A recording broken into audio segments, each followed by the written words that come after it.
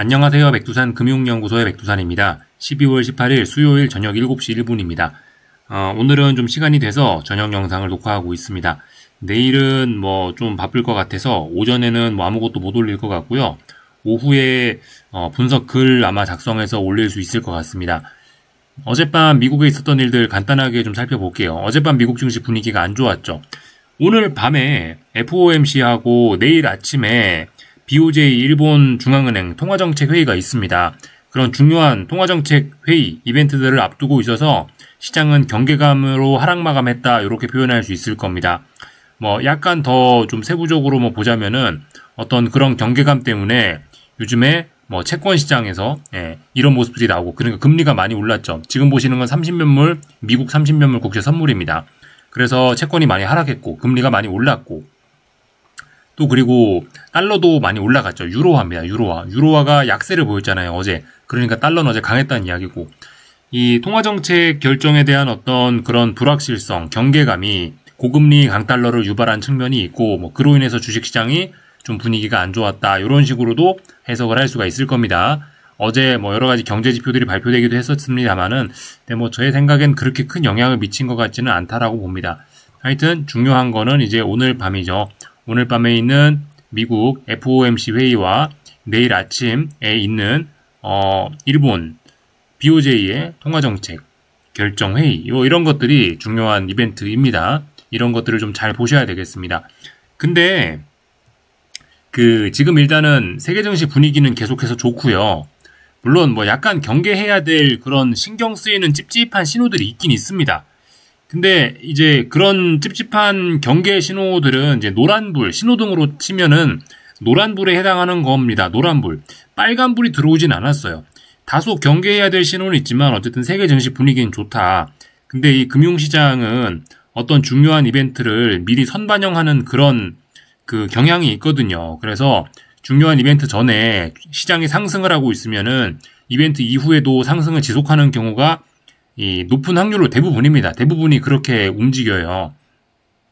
근데 지금 뭐 나스닥이라든가 뭐 하여튼 미국 주식시장을 이렇게 보면은 그다지 큰 위협이나 빨간불은 아니라 말씀드렸습니다. 노란불이 들어와 있는 친구는 있을 수 있어도 전반적으로 분위기는 좋다라고 말씀드리고 있는데 결국 내일 FOMC 회의, 오늘 밤에 FOMC 회의 이후에 미국 주식시장은 결국 또 각종 핑계를 대면서 상승하겠다라는 게 아닌가라는 생각을 그래서 좀 개인적으로 해봅니다. 지금 딱히 경계 신호 없거든요. 또 그리고 어떤 사례로 생각을 해봤을 때도 항상 FOMC 회의가 있었던 그 당일날은 주식시장이 상승 마감을 했던 경우가 굉장히 많거든요. FOMC 회의 다음 날부터 급락을 한 사례들이 있어도 어쨌든 FOMC 당일날은 항상 분위기가 뭐 좋았었습니다. 높은 확률로 그랬어요. 그래서 일단 당분간 미국 주식시장 지금 노란불이 조금 켜져 있으나 FOMC 회의 혹은 뭐 BOJ 일본 중앙은행의 뭐 그런 결정들을 핑계로 해서 계속해서 일단 연말에 긍정적인 분위기를 이어나가지 않을까라는 생각을 일단 좀 해보고 있습니다. 전반적으로 낙관론 조금 더 갖고 갑니다. 근데 이 낙관론이 영원한 낙관론은 당연히 아닐 거고요. 이 지금 중기적인 장기적인 어떤 그런 측면에서는 이 미국 주식시장 혹은 뭐 세계 주식시장이 전반적으로 다 비싸다라는 인식은 좀 가지고는 있습니다.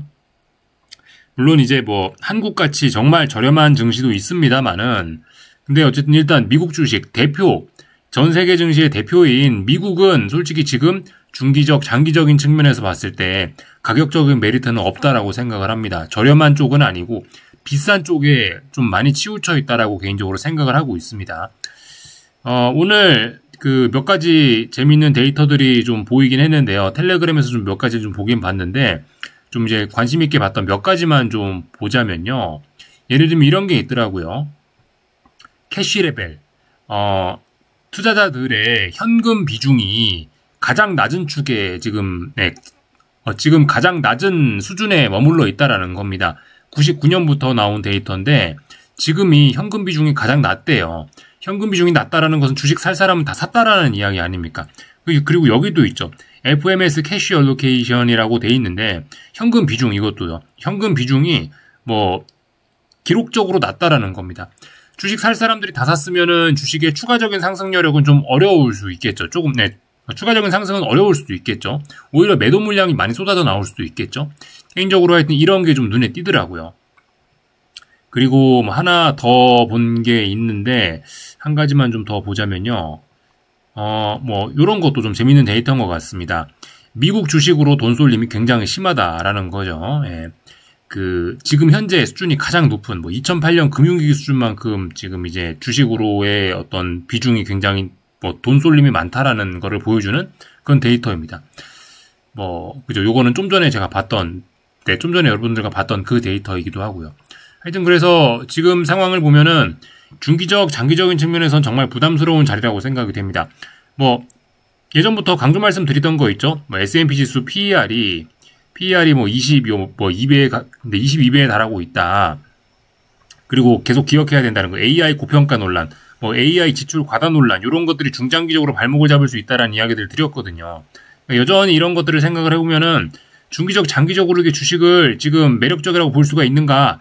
저는 일단 거기에 대해서는 동감하지는 않습니다. 다만 주식은 비싼데 이 분위기가 워낙 좋고 지금 당장은 특별한 이슈가 없고 또 그리고 지금 연말 휴가가 있잖아요. 다들 지금 12월 18일이니까 크리스마스 연휴부터 해갖고 연말까지 쭉 노는 분들 굉장히 많단 말이죠. 기관 투자자들 중에서, 큰 펀드 매니저들 중에서. 시장이 조용하단 말이에요. 지금 다 휴가 가서. 그렇기 때문에 지금 좋은 분위기는 그냥 계속해서 그냥 이어질 가능성이 일단 단기적으로는 조금 더 이어질 수 있다라고 생각을 하고 있습니다. 연말에 특별히 이슈 나올 만한 게 잘 없기 때문에. 그나마 이제 오늘 밤, 내일이 이제 미국 FOMC 회의와 일본 중앙은행의 통화정책 회의가 있으니까 그나마 어떤 변화가 생기자면 변화가 생길 수 있는 날인데 이미 오늘 밤에도 이렇게 보시다시피 물론 지금 움직임은 별 상관은 없겠습니다만은 오늘도 그렇게 큰일이 일단 난다는 신호는 당장은 없으니까요. 일단 단기적으로는 더 긍정적으로 볼 수밖에요. 그죠? 일단 이렇게 생각을 하고 있습니다. 아마 주식이 이제 긍정적이기 때문에 주식의 긍정적인 움직임을 뒷받침하기 위해서라도 아마 채권과 외환시장도 약간 따라가지 않을까 싶어요. 주식의 긍정적인 움직임을, 주식시장의 상승을 정당화하려면은 아무래도 지금 상황에선 금리는 조금 떨어지는 게 유리할 거고요, 주식에. 또 그리고 달러가 살짝 약세가 나오는 게 주식시장에는 유리할 겁니다. 그래서 아무튼 전반적으로 주식의 긍정적인 쪽으로 채권과 외환시장도 단기적으로는 더 움직일 수 있지 않겠냐라는 생각이 조금 듭니다. 그래서 어쨌든 이 연말인데 계속해서 랠리는 일단 지속될 것 같다 싶습니다. 채권시장 좀 잠깐 볼까 하는데 채권시장 지금 이런 모습이거든요. 30년물 국채선물, 미국 국채선물 이렇게 움직이고 있습니다. 그죠? 다시 지금 중요한 추세선까지 내려왔어요. 그리고 이번에 보시면 고점이 너무 빨리 낮아지고 있습니다. 위에서 이 매도세가 굉장히 강하거든요.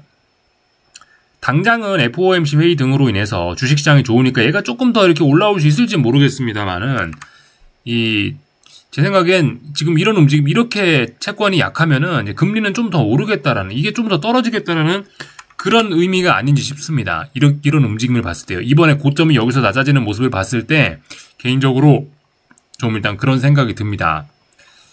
물론 근데 달러는 그래도 좀 괜찮을지도 모르겠다라는 생각은 들어요.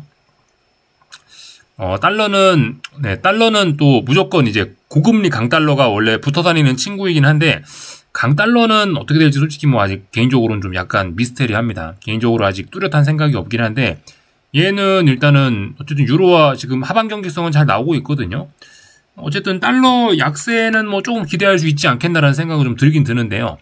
하여튼 외환 시장은 약간 아리송하고 개인적으로 채권 시장은 좀 시간은 걸릴지 몰라도 결과적으로 금리가 좀 이렇게 좀 올라가는, 이 채권은 조금 더 떨어져야 되지 않겠냐. 중장기적으로 봤을 때 한 번 좀 더 올라오지 않겠냐라는 생각이 들어요.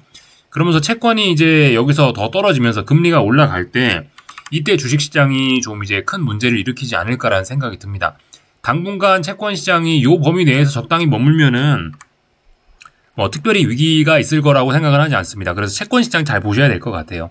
어쨌든 다 같이 움직이긴 같이 움직일 건데, 어쨌든 주식이나 채권이나 다 같이 움직이긴 할 텐데, 채권 시장의 그런 움직임이 주식 시장 어떤 하락 전환의 신호가 될 수도 있겠고요. 하여튼 그런 식으로 좀 생각을 하시면 좋을 것 같습니다. 하여튼 미국 주식 시장은 요즘에 좀 노란불이 들어오긴 했어요. 확실히 S&P 지수입니다. 옆으로 벨벨벨벨 기고 있죠. 물론 결정적으로 중요한 지지선을 깨고는 있지 않습니다. 결정적으로 중요한 자리는 일단 지키고 있고요. 예, 그렇지만 여기서 지금 에너지는 많이 모여 있습니다. 에너지가 많이 모여 있고 지금 이렇게 에너지가 많이 나온 상황에서 이 변동성 지수들도 지금 이렇게 고개를 좀 슬슬슬 들고 있기 때문에 어쨌든 근데 아직은 괜찮습니다. 아직은 S&P 지수가 이 아래쪽으로 간다라는 공격적인 그런 신호는 보이지 않고 있기 때문에 말씀드렸다시피 S&P 지수 일봉을 보고 계신데요. 이렇게 아래에서 올라오는 추세선이 있죠. 추세선 하단을 붕괴시키면은 그러면 이제 아래쪽으로 좀 많이 빠질 수가 있을 겁니다. 근데 분명한 건 붕괴될 것 같지만 아직 붕괴는 안 시킨 거잖아요. 오히려 이런 상황에서 이런 지지선을 잘 지지를 하면은 오히려 이게 급등으로 나타날 수도 있거든요. 사실 그 변동성 지수가 저렇게 고공행진을 이렇게 변동성 지수가 이렇게 엄밀히 따지면 변동성 지수를 추종하는 ETF인데 이런 ETF가 하방 경직성을 보이면서 이렇게 머리를 들고 있는 거는 어쨌든 주식시장에 좀 부담스러운 점이라고 할 수 있겠습니다. 근데 어쨌든 당장은 그렇게 막 S&P 지수가 일단 지지력은 일단 지지선들은 다 지키고 있으니까 이게 빨간불이라고 볼 수는 없다는 겁니다. 오히려 이렇게 변동성 지수가 상승을 하는 것은 S&P 지수가 급등하려고 그런 것일 수도 있는 거예요. 사실 지금은 이런 거는 가벼운 경계 신호 정도로 좀 보시는 게 맞지 않을까 싶습니다. 가벼운 경계 신호는 있는데 아무튼 지금 뭐 결정적으로 그 큰 위협은 잘 보이지 않는다라는 거예요. 특히 나스닥 이런 거 보시면 특히 건전하지 않습니까? 굉장히 강하지 않습니까? 그죠? 위쪽으로 상승 목표치 더 남았어요. 물론 뭐 꼭 여기 있는 빨간 선까지 간다라고 뭐 그렇게 이야기할 수 있는 건 아닙니다만은 어쨌든 차분히 잘 올라가는 그런 모습입니다. 급등을 했다가 어떤 그 상승 피로감을 하루 조정을 통해서 잘 풀고 음봉 하나를 통해 잘 풀고 차근차근 잘 올라가는 모습은 굉장히 인상적입니다. 그래서 굉장히 강하죠. 뭐 러셀 지수나 이런 친구들은 좀 흐름이 약할지 모르나 어쨌든 러셀 지수가 대장은 아니지 않습니까? 우리 대장 S&P 지수나 나스닥 지수 또 그리고 우리의 빅테크 이런 종목들은 여전히 다른 종목들이 새빨갛게 이런 하락을 하고 있을 때도 여전히 초록색 긍정적인 이런 흐름을 이어나가고 있다는 것입니다. 그래서 미국 주식시장 아직은 단기적으로는 조금 더 올라갈 수 있다 싶긴 해요. 이런저런 이야기를 좀 드렸고 다만 이제 여기서 좀 점검을 좀 해봐야 될 점이 있다면은 엔비디아는 좀 약해졌습니다, 여러분들. 그리고 그 빈자리를 지금 브로드컴이 이렇게 대신하고 있는 그런 모습이 최근에 좀 눈에 띄는데요. 엔비디아는 좀 조심하셔야 될 것 같습니다. 엔비디아는 힘이 좀 빠졌다라고 제가 이제 분석 글에서 좀 말씀을 드렸는데요. 물론 뭐 지금 시간 외에서 뭐 엔비디아가 좀 오르고 있을지 몰라도 이미 보시다시피 중요한 선을 붕괴를 시켰어요. 어떤 주요한 추세를 이미 훼손하는 그런 모습입니다. 그렇기 때문에 앞으로 상승 탄력은 매우 둔화가 되고 앞으로 재미없는 그냥 일반적인 종목이 될 가능성이 높을 것 같아요. 당장 엔비디아가 대폭락을 한다 라고 하기는 조금 부담스러울 수 있을 것 같은데 주식시장 분위기가 좋고 이게 대형주니까. 근데 예전과 같은 엔비디아의 폭발적인 상승 뭐 눈 뜨고 나면 막 몇 프로씩 이렇게 올라와 있고 레벨업을 확확 하고 이런 탄력적인 상승은 이제 좀 기대하기 좀 어려워질 수 있겠다 싶습니다. 이제는 엔비디아의 독주 시대는 다소 좀 이제 끝난 게 아닌가. 당장 죽지는 지금 여기서 당장 죽지는 않겠지만은 이제 고점을 많이 높이지도 못하는 그런 답답한 상황이 되는 게 아닌가 싶습니다. 여기서 엔비디아가 추세적으로 본격적으로 확 이제 하락을 하고 그러려면은 이제 앞으로 또 확인할 게 좀 굉장히 많이 남긴 했죠. 어쨌든 근데 엔비디아 투자자분들은 위에서 고점이 낮아지기 시작한 지금 이 현상을 잘 보셔야 될 필요가 있겠습니다. 이거 극복이 잘 안 되면은 결국 이게 어떤 큰 하락 전환의 신호탄이 될 수도 있는 거거든요. 그래서 이런 점을 경계하셔야 되겠다 싶습니다. 브로드컴은 뭐 근데 굉장히 잘 나가고 있죠. 그래서 브로드컴으로 대장이 좀 교환되는 게 아니냐, 대장이 바뀌는 게 아니냐라는 생각이 좀 듭니다. 어쨌든 엔비디아가 맛이 가면서 그 뒤를 브로드컴이 받아주고 있기 때문에 시장 자체의 분위기는 대폭락, 완전히 안 좋은 쪽으로 가는 것은 아닌 것으로 일단 보여집니다. 그죠? 이런 모습들을 좀 잘 살펴봤고요. 하여튼 반도체 지수 긍정적인 흐름 잘 가고 있습니다. 비록 어떤 상승의 그런 목표치는 좀 작게 잡아야 되는 게 일단 맞긴 맞겠습니다만은 미국 주식 비싸다, 뭐 AI 고평가 논란, 또 그리고 답답해진 엔비디아 이런 것들을 좀 고려하면은 예전처럼 필라델피아 반도체 지수도 폭발적인 상승을 기대하기는 어려울 수 있겠으나 어쨌든 조금 더 작은 목표치를 갖고 좀 더 상승하겠다. 지금 이런 모습들이 일단 눈에 띄는 상황입니다. 어쨌든 건전하죠, 그죠? 반도체 지수 굉장히 그 대장 섹터잖아요. 대장 섹터. 미국을 이끌어가는 대장 섹터 아닙니까? 미국 주식시장을 이끌어가는 대장 섹터. 그렇기 때문에 이 친구의 이런 건전한 모습도 좋게 봐줘야 되는 거죠. 그죠? 미국 주식 건전하다라는 하나의 증거가 될 겁니다. 그 지금까지 저항으로 여겨졌던 121선 요것을 일단 극복하는 모습이고 위에서 내려오던 주요 하락 추세선도 잘 극복하는 그런 모습입니다. 그래서 삼각 수렴형이었는데 위쪽으로 방향성을 보여줬으니까 무거운 저항까지는 올라갈 수 있겠죠. 무거운 저항 ASML 사태로 인해서 폭락했던 이날 가격대까지는 어느 정도 좀 상승할 수 있겠죠. 그죠? 이런 점들을 좀 체크를 해봤고요. 네. 그래서 좀 오늘 이야기하는 순서가 좀 바뀌었네요. 그죠? 이런 내용들을 좀 봤고. 하여튼 오늘 밤 FOMC 회의에서는 이제 다소 좀 매파적인 이야기가 나올 수 있다고는 합니다. 그런 것들 좀 기억을 좀 해 놓으셨으면 좋겠어요. 월스트리트 저널의 닉 티밀하우스 기자 아시죠? 그 연준의 대변인이라고들 이야기하는 닉 티밀하우스 기자가 있는데 그 기자가 이제 연준의 뭐 금리 인하가 예전처럼 자신감 있게 그래 금리 인하를 못할 수 있다 그런 이야기 좀 하고 있거든요. 솔직히 그렇죠. 트럼프가 당선되고 이러면서 뭐 여러 가지 이유로 인해서 금리 인하를 예전처럼 했다가는 다시 인플레이션이 살아나고 주식시장에 버블이 생길 수 있는 그런 우려를 연준 사람들이 좀 이야기를 하고 있거든요.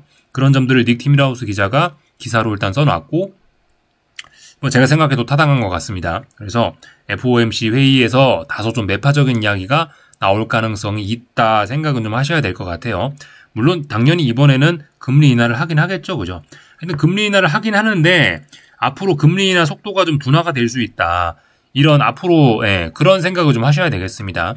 그와 관련해서 채권 시장이 뭐 조금 좀 뭐 안 좋을 수도 있겠죠. 근데 어쨌든 지금 주식 시장이 좋으니까 주식의 상승을 정당화하는 방향 쪽으로 무조건 좋은 게 좋다. 그런 식으로 움직일 것 같다라는 생각은 일단 해보겠습니다. 전반적인 내용들을 일단 다 봤고요. 뭐 국제유가는 강하죠. 그죠? 국제유가는 요즘에 하여튼 하방 경직성 보이면서 답답하지만 그래도 좀 긍정적인 모습 보이고 있고 구리 가격은 중국 증시가 부진해서 그런가 전반적으로 좀 안 좋은 모습들 보이고 있고요. 금값은 답답한 모습. 고점과 고점 낮아지는데 어쨌든 여전히 강한 것 같습니다. 금값은 여전히 강하다 싶고요. 전반적인 내용들 봤고요. 이제 오늘 아시아 증시들 모양 간단하게 살펴보고 마치겠습니다. 일본 증시인데요. 일본 증시 뭐 조금 하락했죠. 그렇지만 뭐 그래봐야 이제 여전히 박스권 안에 있단 말이죠. 특별히 뭐 이야기할 만한 건 없을 것 같습니다. 다만 이제 최근의 움직임들을 보시면 이제 박스권 상단 자리에서 박스권 상단을 터치하고 FOMC 경계감 등을 핑계로 해서 이렇게 흐름이 좀 부진하긴 하네요. 그죠? 근데 어쨌든 저는 일단 개인적으로 좀 긍정적으로 보고 있습니다. 당분간은 주식시장 빠지려고 하지 않을 거다. 일단 당분간은 조금 좀 더 일단 긍정적으로 보고 있습니다. 일본 증시도 지금 뭐 그렇게 큰 위기가 있는 건 아니고요. 다만 이 위쪽에 저항들이 좀 만만치 않다라는 걸 확인을 하긴 했습니다. 가볍게 볼게요. 중국 증시는 계속해서 일단 이런 부진에 시달리고 있습니다. 이런 것 때문에 구리 가격도 좀 부진한 게 아닌가 싶습니다. 하여튼 중국은 요즘에 뭐 어떤 뭐 경제에 대한 뭐 자신감이 좀 떨어지는지 하여튼 계속 금리가 중국 10년물 국채금리거든요. 국채금리가 막 사상 최저치로 떨어지는 등 안 좋은 모습들을 좀 보이고 있죠. 이런 점들이 중국 증시에도 좀 부진하게 작용을 하는 것 같습니다. 그냥 가볍게 그냥 보고 넘어가고요. 요즘에 그죠? 중국 국채금리가 바닥을 벨벨 기고 있다 보니까 이렇게 위안화 약세가 나타나는 모습입니다. 위안화 약세는 계속 추세적으로 잘 가고 있습니다. 지금 보시는 건 엔화인데요. 일단은 BOJ 통화정책회의 결정을 앞두고 일단은 당장 이번에는 금리 인상하지 않는다라는 그런 안도감이 일단은 좀 작용을 좀 하는 것 같긴 하고요. 아직까지는요. 근데 아무튼 여기서 매파적인 이야기를 한다면 또다시 되돌려질 수도 있겠죠.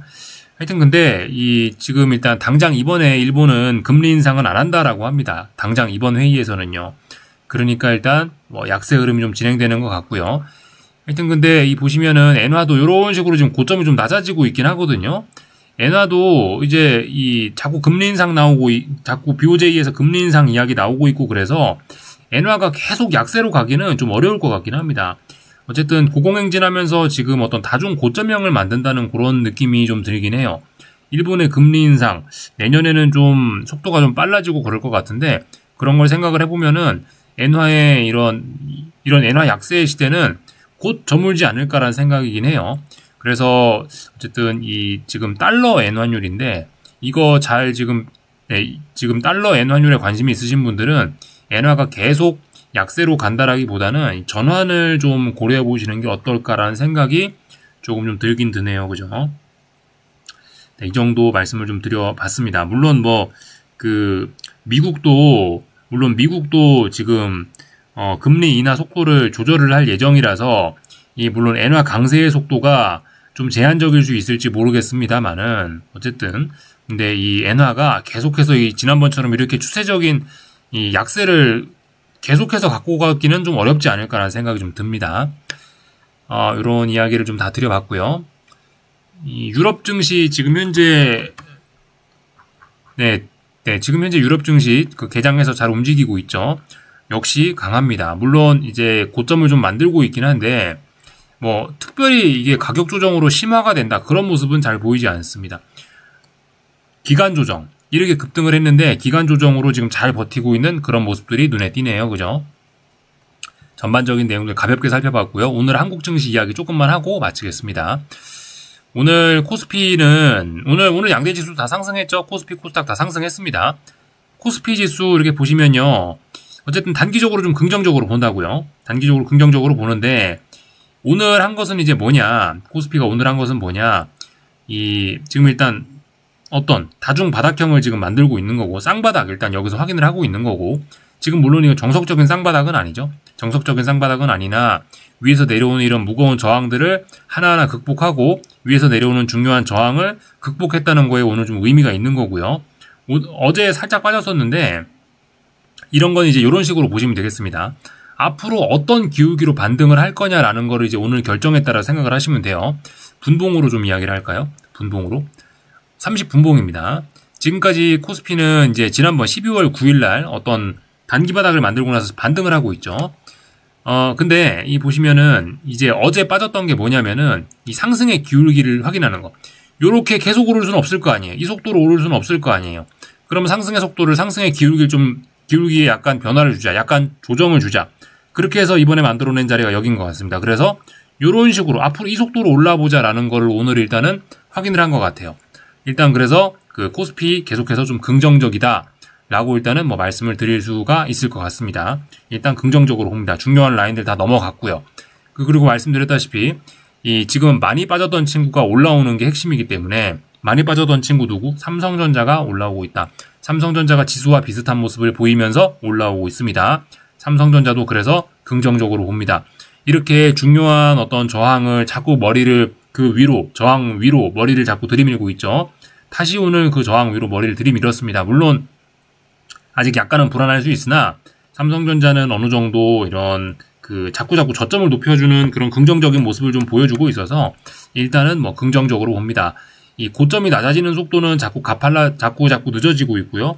저점이 올라오는 속도는 자꾸 빨라지고 있는 그런 모습입니다.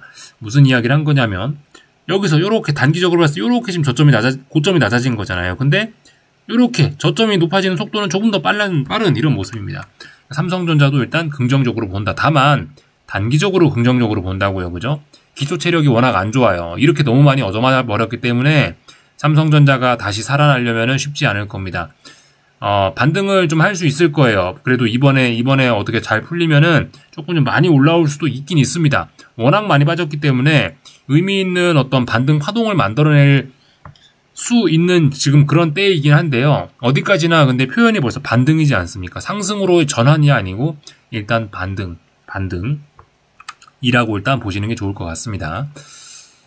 그래서 삼성전자가 일단 긍정적으로 움직이고 있다. 뭐 이런 내용들을 일단은 말씀드리면 될 것 같고요.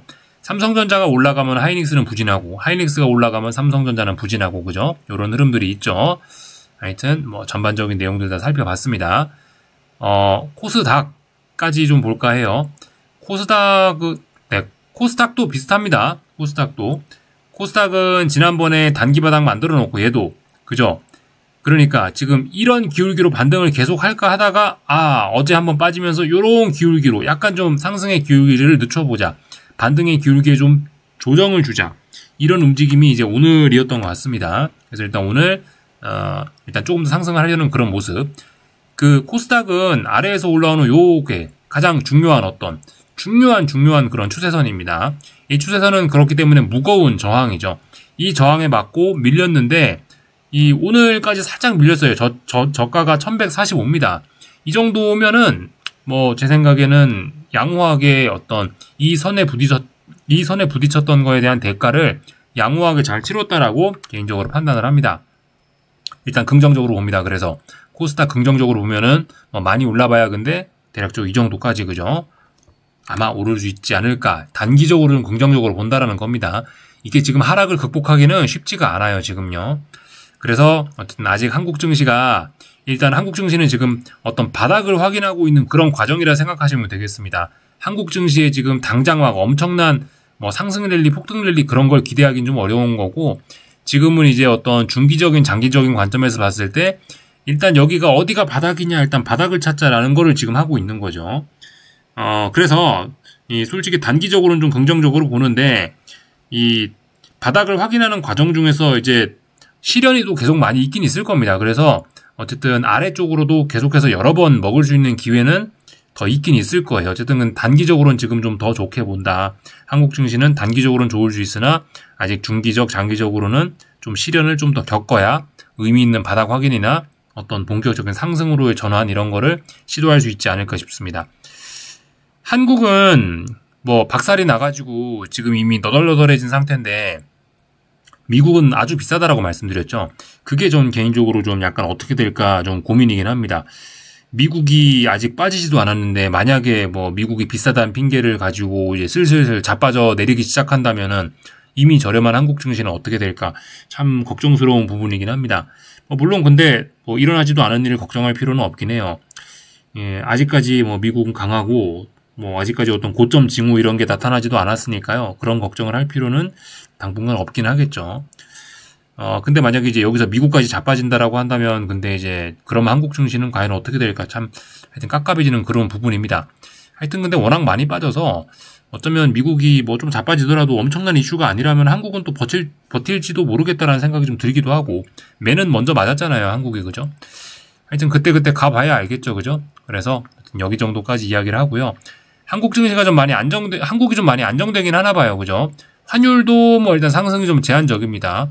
1137원에서 멈췄네요. 일단 1137점 몇 원에서 딱 멈춰 있네요. 그래서 일단 44원짜리가 저항인데 44원까지 가지 못하고 일단 주춤주춤 하고 있으니까 한국이 좀 안정되긴 하나 보다. 단기 바닥 어쨌든 좀 잘하면 반등도 할 수 있겠구나 라는 이런 생각을 좀 해보긴 하겠습니다. 여기까지 하겠습니다. 궁금한 거 리플 남겨주시고요. 내일 저녁에 글로 찾아뵙도록 하겠습니다. 여기서 마치겠습니다.